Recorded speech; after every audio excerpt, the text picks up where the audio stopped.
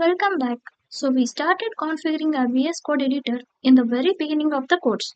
But now at this point we are ready to install three additional extensions that will make our lives a little bit easier as we code HTML and CSS. And so let's head over to our extensions panel here. And the first extension that I want to install here is called Image Preview. So let's just type here Image Preview. And it is the very first suggestions here, and I just installed it here. So I just need to click on enable. Okay. So that's the first one. And what is this one is going to do is that here in our HTML, it now displays the small image preview here in the getter as it's called. So here we have this one and then this image here. So is also right here where we declare it. So where we include it in our code, and this can be extremely helpful sometimes. So that's why I really wanted to show you this one.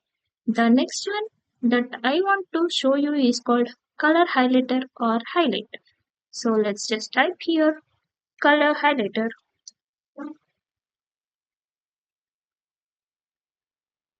So it's this one here, and again I already have it installed. I just enable it, and actually this one I cannot show you it what it looks like because it will only be relevant in CSS. But trust me that this extension is really helpful for visualizing colors in CSS. Next up is an extension called auto rename tag. So let's just type here auto rename. And so this one, and you see this is an extremely popular one once again. So you have to download it and enable it. And then what happens here is that when we change the name of an element, let's say we actually wanted to make this one a div. So let's just go back to here and in our we just want to rename it as a div. Then you see it automatically also changes the closing. So this closing tag, okay, and this again is extremely helpful and makes our life writing HTML a bit easier because trust me, we need to do this all the time, like changing the element name. Okay, now another thing that we need to do, or at least that we can do if we want, is to go back to our settings that we deactivated at the beginning of this section. So that's the auto. Let's spell that right, auto close tag. And here I pick the settings and just type auto close. So let's just enable it. You will no longer make the mistakes of forgetting a closing tag. And so now we can all allow VS Code to do that work for us. So for example, if we wanted here a paragraph, you can see here it actually closes the closing tag. But this we don't need here now. We are going to install the most important and most useful one, uh, and that is called live server. So it's this one here. When I go to, now to my HTML and let's close this one down. So close down the sidebar. We should have now this go live button. Okay, so hopefully after installing this live server extension, you can also see this button down here in the status bar. So when I click live bar, we take some time and display whatever the code we written here.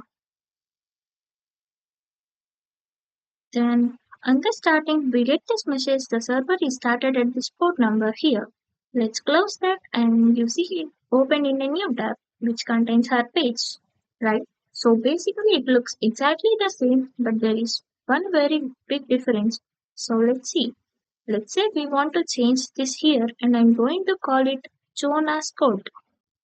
So let's just actually keep it aside, and here I just want to change the basic language to basic, and see it automatically reflected here.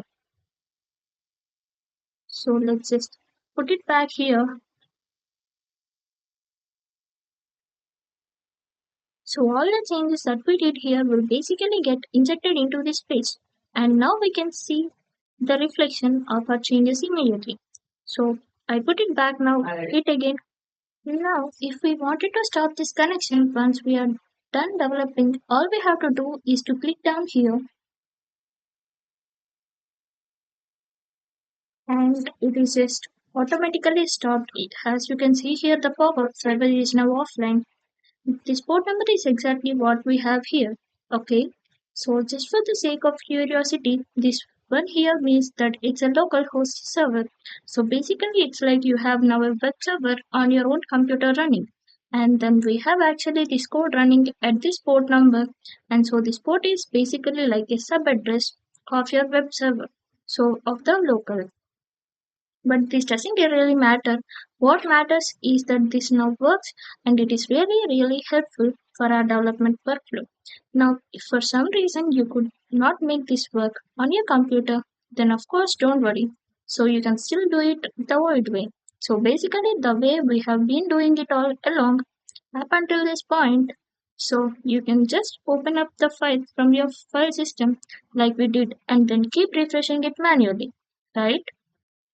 But we right now no longer need this tab here because we now have our live connection. So we have our live server serving up this page here whenever we do some edits.